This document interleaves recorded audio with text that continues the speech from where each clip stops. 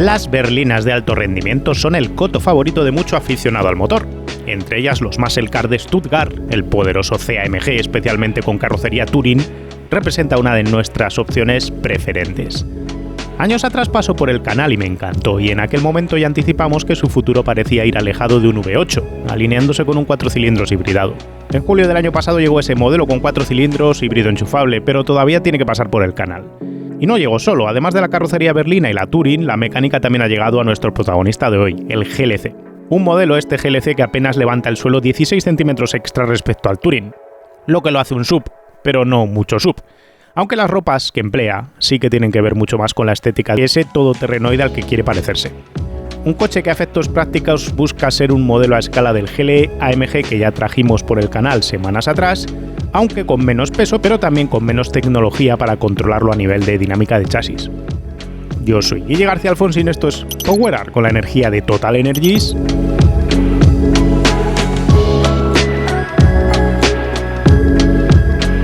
Y hoy tenemos a esta bestia de 2,3 toneladas y nada menos que 680 caballos en la forma del Mercedes AMG GLC 63S.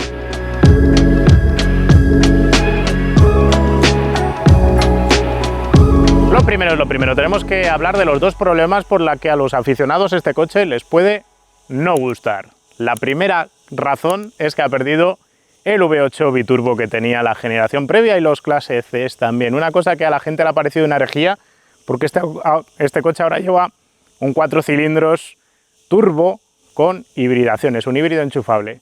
A pesar de ello, siendo francos, a nivel tecnológico este coche es mucho más tecnológico por grupo de motopropulsión de lo que era el V8 anterior. Y luego vamos a hablar de los detalles, pero la mezcla del turbo compuesto que lleva, más el hecho de usar el 2 cilindros turboalimentado más potente de la historia de la humanidad en coches de producción, más el motor eléctrico que lleva en el eje trasero, con 2 relaciones de cambio, configuran un aparato realmente con una pegada increíble, con tecnología derivada directamente de la Fórmula 1, que puede no gustarte respecto al V8, yo ahí no discuto, pero que bueno, tiene también sus razones motivacionales de compra. Además es capaz de hacer alrededor de unos 30 kilómetros en modo puramente eléctrico para tu callejeo de diario. Y la otra razón por la que puede no gustaros, si sois aficionados a los coches, es porque es un SUV.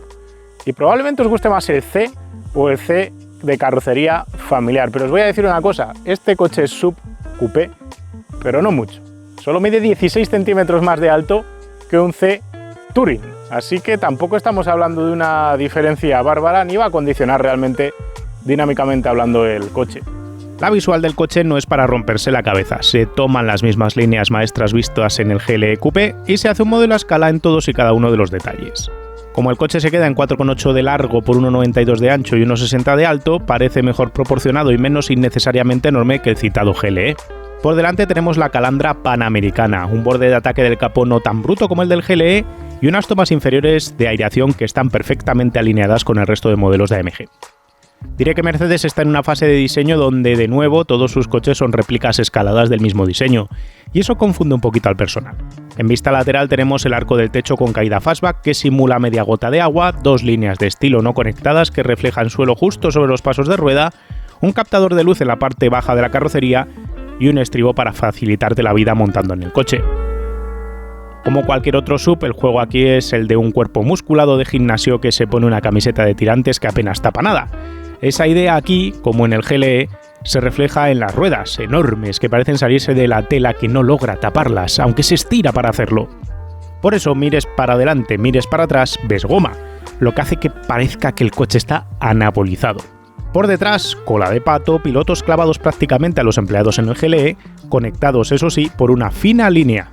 Un simpático spoiler, 4 salidas de escape independientes en forma de marco encastrado en el paragolpes que, reitero lo que habéis dicho en otros vídeos, ayudan aerodinámicamente en el CX a la hora de gestionar la contrapresión que tiene el tubo de escape. De esto hablaremos en un vídeo.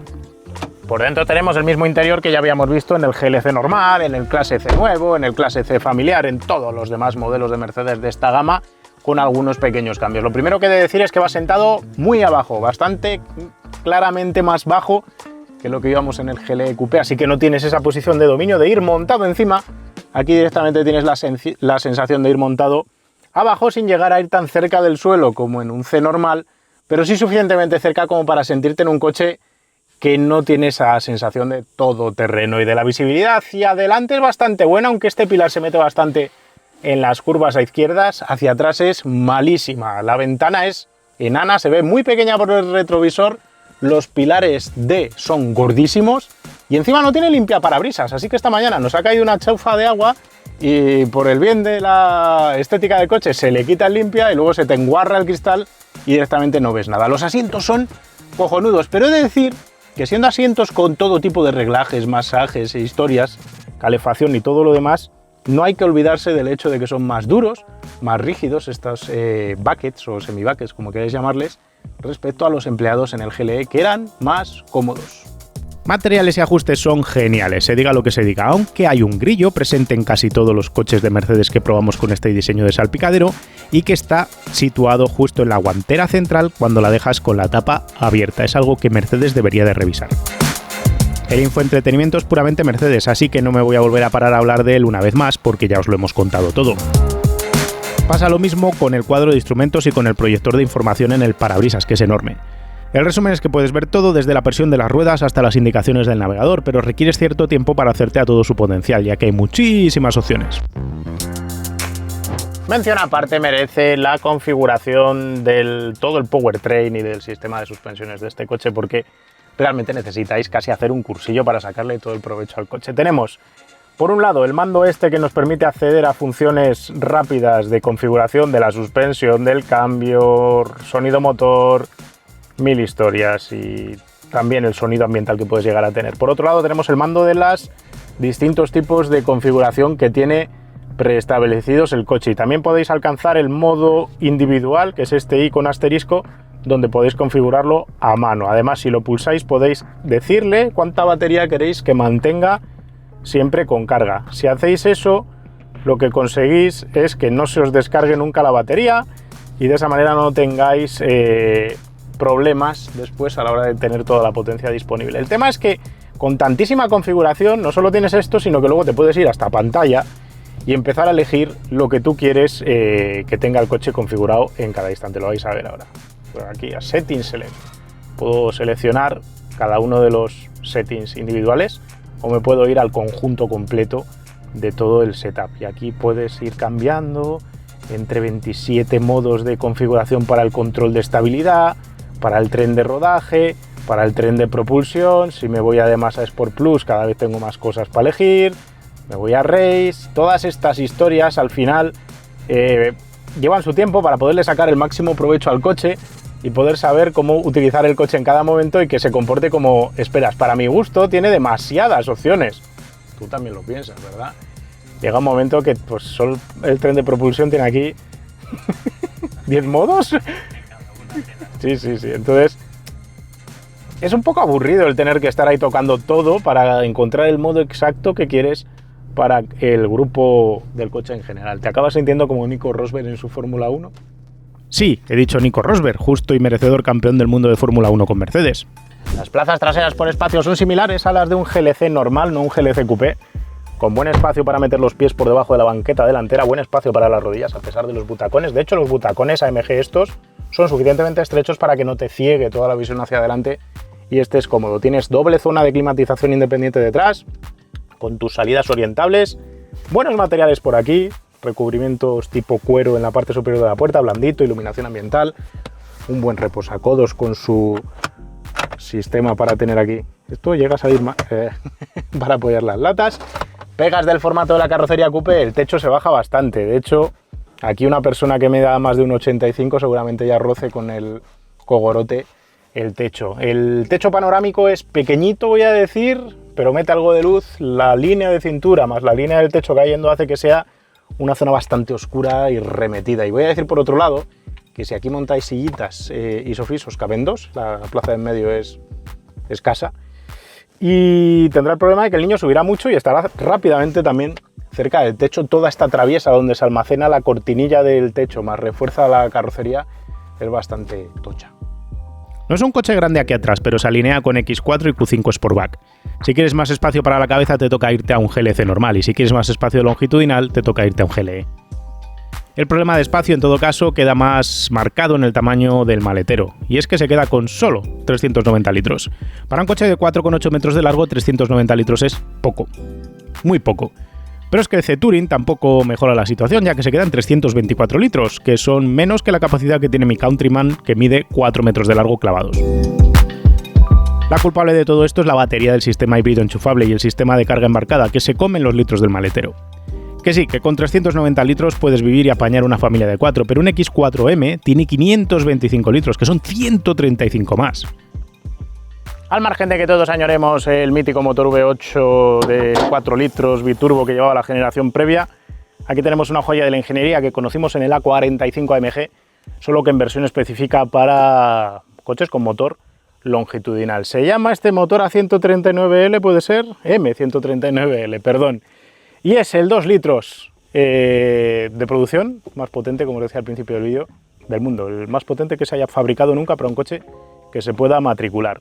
La gran clave de este coche, de este motor, está más allá de lo que ya os contamos en su día para todo el sistema de propulsión. Es un motor que lleva pues, lo que llevan todos los motores: inyección directa, inyección también indirecta, distribución y alzada variable de válvulas, todo fabricado en aluminio, bloque cerrado en su parte superior, bla bla bla, todo eso en el A45 ya lo explicamos, pero ahora llega la gran novedad, que es utilizar un turbocompresor compuesto. ¿Qué demonios es un turbocompresor compuesto? Tenemos la turbina impulsora de gases, que es enorme, y es la que genera la sobrealimentación, y por la parte de atrás tenemos el sistema de gases, pero en medio hay una máquina eléctrica, lo mismo que los Mercedes de Fórmula 1, aquí instalado. Esa máquina eléctrica, ese motor eléctrico, sirve para meter compresión al turbo a partir de energía eléctrica extraída de un sistema de 48 voltios integral a todo el coche. Gracias a ello se consigue que no dependas de los gases de escape para conseguir presión de sobrealimentación. Y eso tiene una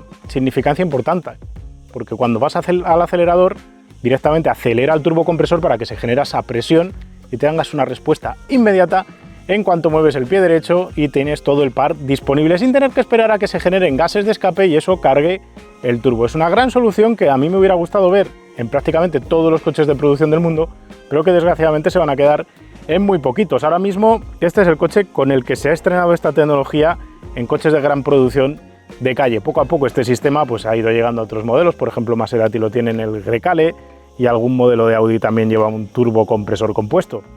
El resultado final de toda esta tecnología son 476 caballos extraídos de este 2 litros turbo, pero no se queda ahí la cosa. Hay un motor de 204 caballos eléctrico adicional colocado en el eje trasero y a diferencia de otros sistemas híbridos o híbridos enchufables, Mercedes ha evitado mezclar en el mismo sistema de propulsión con la caja de cambios en la zona del volante de inercia ese motor eléctrico, sino que directamente lo monta en el eje posterior. Así que de la potencia que se saca aquí se pasa a través de un embrague que es de multidiscos, no es un convertidor de par, a una caja epicicloide de 9 relaciones. De esa caja epicicloide directamente nos vamos al eje trasero donde está el motor eléctrico con 2 velocidades. De esta manera no multiplicamos la potencia del motor eléctrico ni su par por las 9 velocidades del cambio, ni tenemos ahí transiciones raras de potencia como hemos vivido en otros modelos, sino que directamente apretamos el eje posterior y luego lleva un acoplador, como todos estos coches, multidisco para poder enviar par a las ruedas delanteras cuando las ruedas traseras ya van saturadas de potencia. Además, dentro de la propia carcasa del motor eléctrico con 2 relaciones que hay en el eje trasero, hay un diferencial autoblocante con gestión electrónica. La suspensión sigue con la fiesta de la ingeniería, doble triángulo superpuesto delante con múltiples brazos de aluminio forjado delante y un evolucionado sistema multibrazo detrás. Los muelles son helicoidales de acero, pero les apoyan amortiguadores de paso variable con gestión continua tanto delante como detrás y opcionalmente, como en esta unidad, tienes estabilizadoras activas mediante un motor eléctrico que regula su rigidez delante y detrás. Por último, y no por ello menos importante, hay dirección activa en el eje trasero, capaz de ofrecer guiñada al coche y acortar virtualmente la batalla hasta velocidades de 100 por hora. Los frenos son poderosísimas pinzas de 6 pistones fijas delante mordiendo discos de 390 milímetros de diámetro. Detrás tienes una sencilla pinza flotante mordiendo discos de 370 milímetros, que no son precisamente pequeños tampoco. Por otro lado, dada la regeneración del motor eléctrico en el eje posterior, tampoco es que necesites más que esa pinza flotante. Yo me quejo mucho de que muchos fabricantes se meten en carreras, en competiciones y no trasladan tecnología de las carreras a coches de la calle. Lo veis en coches del Mundial de Rallys, lo veis en la Fórmula 1, pero en este caso concreto podemos ver aplicaciones realmente prácticas de lo aprendido por parte de Mercedes en turbos compuestos, en motores eléctricos en mezcla de energías entre motor de combustión y motor eléctrico, aplicado directamente en un producto de calle que te puedes comprar. Así que sí, es cierto, molaba más el V8 en tacto, sonido y en otras características. Era un coche que tenía otro tipo de carácter, pero aquí tenemos un conjunto que tecnológicamente está muy por encima y también es de agradecer poder ver tanta tecnología metida en un coche que te puedes comprar en un concesionario, si es que tienes 140.000 euros. Y a pesar de pesar 2.300 kilos, el coche es rápido, muy rápido. Le hemos medido 60 a 100 en 1,8 segundos, el 80 a 120 lo ha hecho en 2,4. El 0 a 100 lo marca en 3,5 sin perder motricidad en ningún momento y la punta está autolimitada a 2,75 por hora. Contra el crono, el GLC Coupé híbrido enchufable es, por tanto, igual de rápido que el GLE que probábamos el otro día, con diferencias de 1/10 a su favor, de hecho. De cifras podemos hablar mucho, de hecho este coche ya lo habéis visto, es más rápido que el GLE, que es más caro que este coche y entra dentro de lo normal, pero vamos ahora a centrarnos a hablar de dinámica y voy a empezar hablando del tren delantero, que es sencillamente maravilloso. Tiene muchísima resistencia al subviraje, tiene información que te llega a través del aro del volante y luego tiene el apoyo del eje trasero direccional, un eje trasero direccional parado de bastante manera agresiva, estoy hablando al revés, parece que tengo dislexia hoy. Depende de la función o del programa de conducción que llevéis puesto, puede ser que llevéis un programa más dinámico, entonces hasta 100 por hora van a girar las ruedas traseras en el ángulo distinto a las ruedas delanteras, lo que va a cortar la batalla del coche, lo que a su vez va a hacer que el radio inscrito por el coche sea menor que el que tendría si las ruedas traseras no tuviesen dirección. A partir de 100 por hora se busca la estabilidad, giran en la misma dirección que las delanteras, eso compensa parte de la deriva de los neumáticos delanteros y calma el coche, lo hace más preciso en curva rápida. Gracias a ese giro en contradirección de las ruedas traseras respecto a las delanteras, todas estas curvas de esta carretera tan ratonera las puedo hacer apenas sin soltar las manos del volante y encontrándome un coche tremendamente obediente e instantáneo en el giro. Lo que consigues al girar las ruedas traseras en la dirección contraria a las delanteras con la dirección es adelantar el punto de pivote geométrico del coche. Estás haciendo lo mismo que harías si el coche lo convirtieses casi en motor central. Ese centro instantáneo de rotación al avanzarlo hace que el coche gire con más ganas, con más energía, con más instantaneidad cuando sacas el volante de la parte central y tengas más capacidad de, pues eso, rotar sobre sí mismo. Así que las curvas lentas no se la atragantan, no necesitas al coche descompensarlo en frenada para que se inscriban las curvas, ni necesitas necesariamente ahuecar el acelerador para que el coche termine de cerrar las trayectorias. Sencillamente gira muchísimo y aguanta ese giro.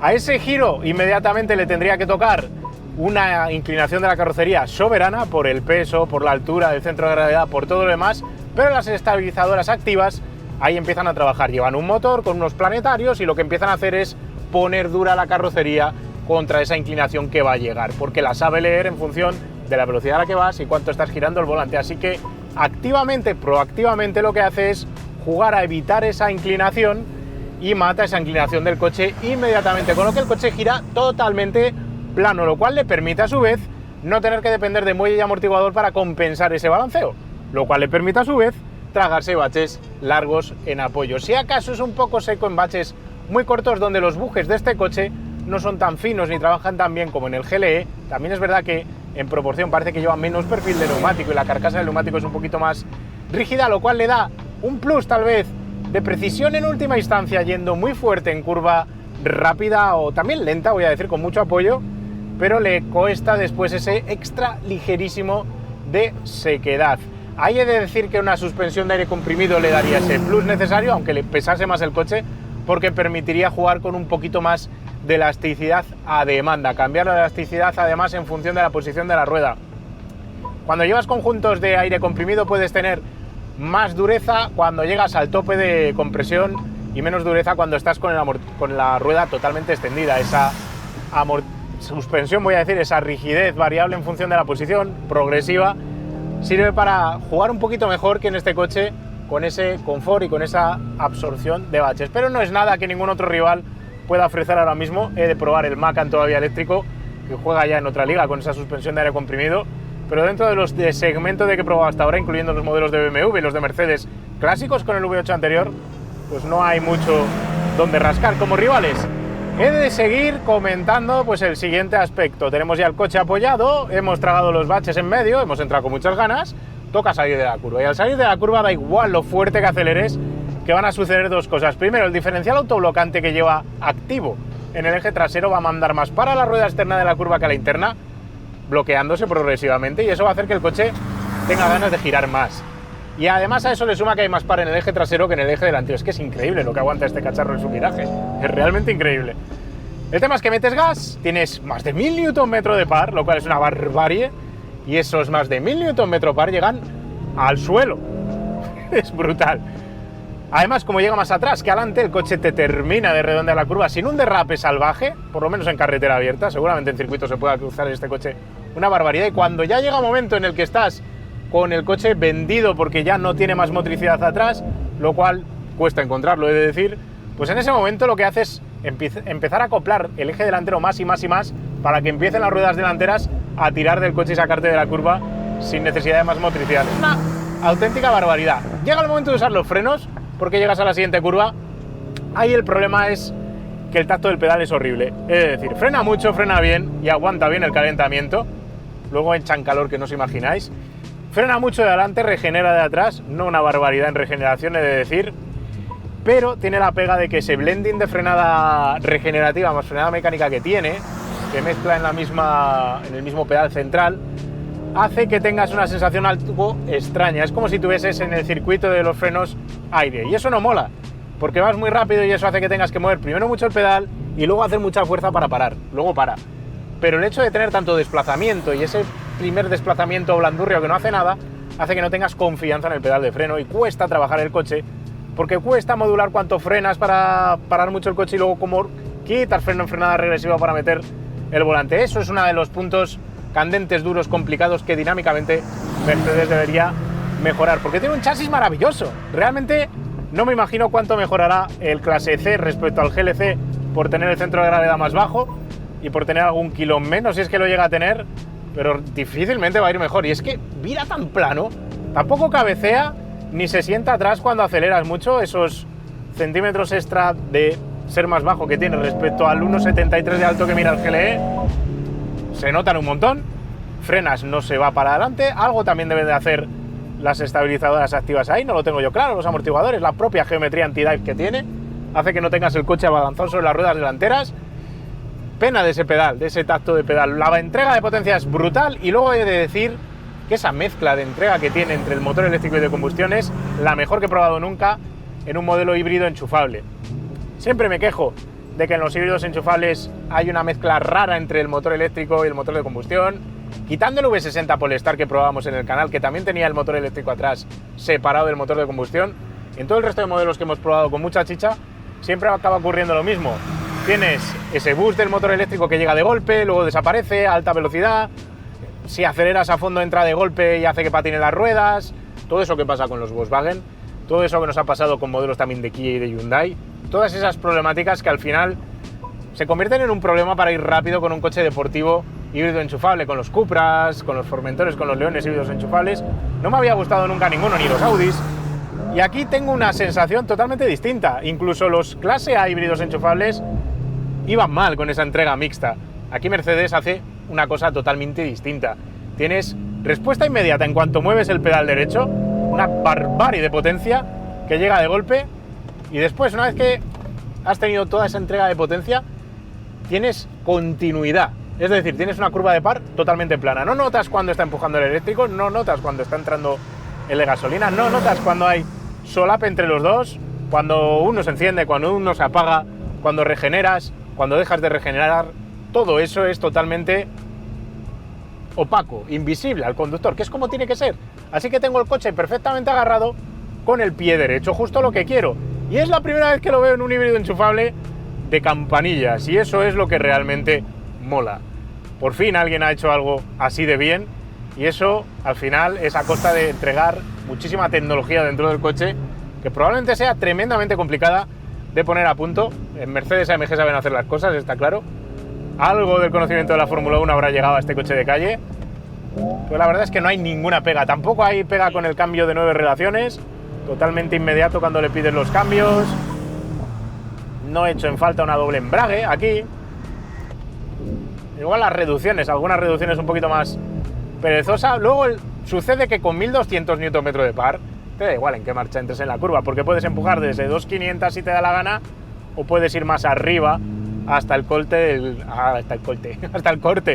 del cuentavueltas. Un coche maravilloso con todas estas cosas. La banda sonora electrónica me gusta, los petardeos que mete por el escape también, el hecho de que sea algo sintético y digital y artificial mezclado con petardazos de escape atrás, no lo veo un problema, me parece sencillamente interesante. En fin, un buen deportivo, de decir, te lo pasas bien en curva lenta, traga bien curva rápida, viaja bien para ir rápido, solo los asientos son igual un poquito duros. Y bueno, del resto de uso más civilizado y tranquilo, mejor os hablo en voz en off, porque yo voy aquí totalmente emocionado y feliz con esto, lo cual me parece surrealista, siendo esto un subcoupé de 2.300 kilos, porque el peso está ahí.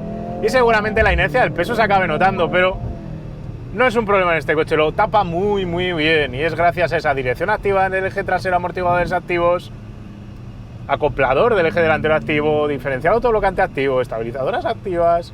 Luego normal que cueste 140.000 euros, porque todo este despliegue tecnológico es muy difícil de meter en un coche claramente más barato, pero por lo menos aquí hay ingeniería alemana de primera. Por lo demás, más allá de sus dotes deportivas, es un buen AMG para todo uso.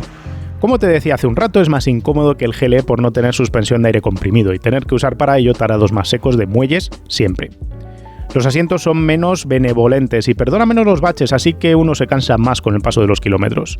Su confort sonoro es de 66 decibelios a 120 por hora, que no es malo en nuestro tramo de pruebas, pero tampoco es el mejor. Ciertamente puedes usarlo hasta 40 km en modo puramente eléctrico sin problemas, lo que le da un plus si lo quieres usar como coche de diario en el centro urbano y luego poder emplearlo en viajes largos o en escapadas de carreteras de curvas el fin de semana. Dicho esto, con el motor de combustión encendido será difícil ver consumos de menos de 10 a los 100, así que tampoco está lejos, en media y larga distancia, de lo que te gastaba antes el coche con un V8. El equipo de audio, como siempre, es maravilloso, la climatización potente y los asistentes de conducción tan logrados como en todo Mercedes. Se aparca fácil gracias al eje trasero direccional y a las cámaras.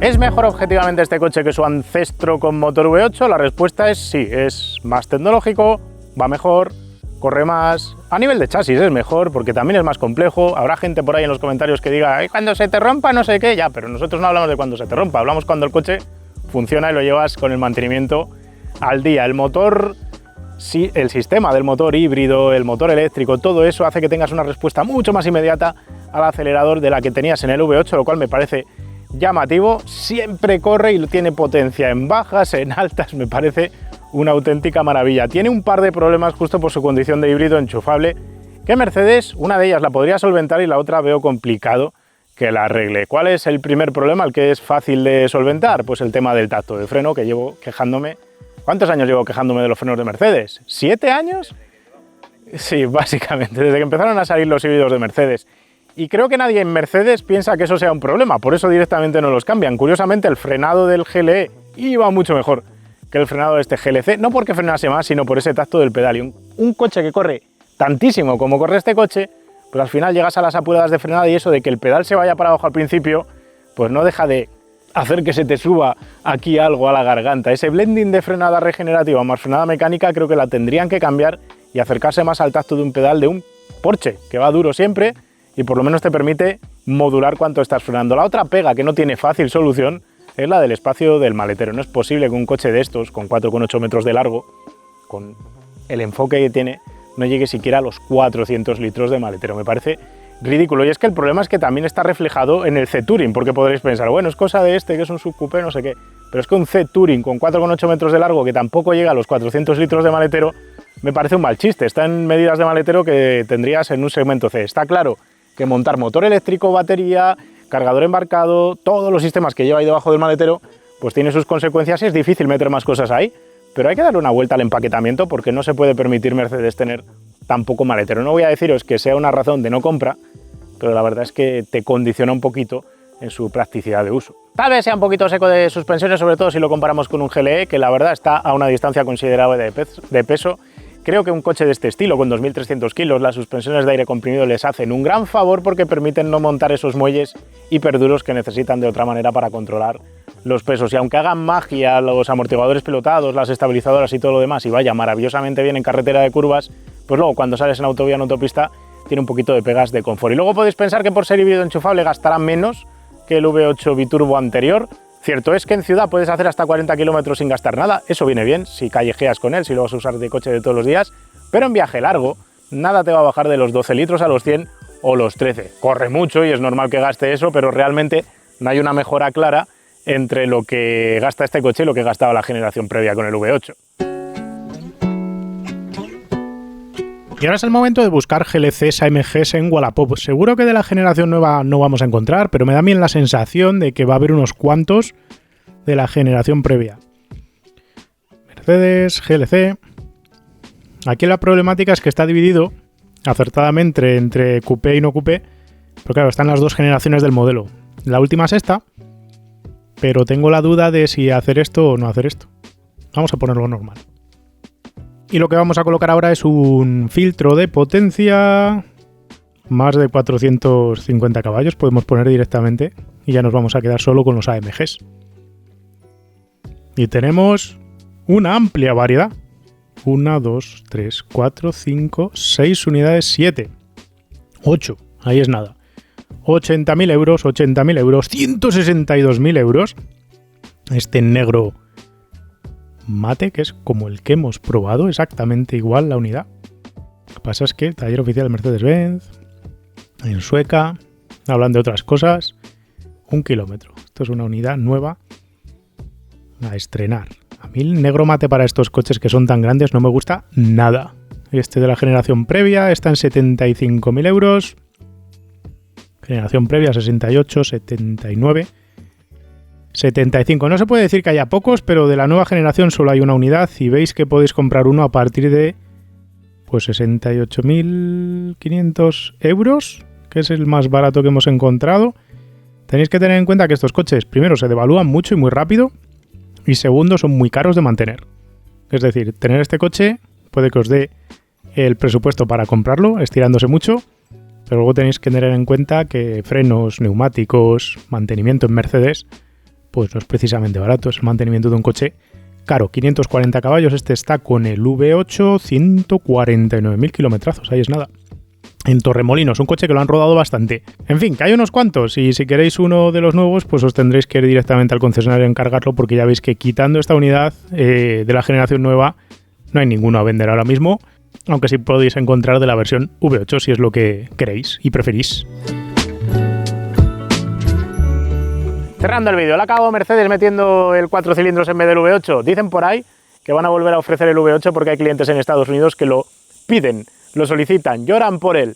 Personalmente diré que objetivamente no se echa nada de menos del V8. Como os he dicho, tienen que arreglar eso de la frenada y el espacio del maletero, pero son aspectos que nada tienen que ver con no haber montado el V8, o en parte sí tienen que ver, pero no mucho, no demasiado. Con todo, Mercedes tiene un coche que es uno de los mejores de su categoría en cuanto a pegada, en cuanto a comportamiento y en cuanto a todo lo demás. Por nuestra parte solo nos va a quedar probar la clase C con este mismo powertrain, con esta misma mecánica, más el sistema híbrido, más el sistema luego de chasis. Probablemente perder 16 centímetros de altura permitirá que ese coche sea marginalmente más cómodo, entiendo yo, así que entiendo que el C familiar, el C State, me van a comer las moscas, será un coche que tenga una dulzura adicional en cuanto a conducción respecto a este modelo, pero hasta que no llegue ese momento de probarlo, de momento todo eso son conjeturas. Sea como sea, buen trabajo por parte de Mercedes-AMG, aunque con 140.000 euros para pagar por este coche que está solo en su segmento de mercado, pues hombre, no es un coche al alcance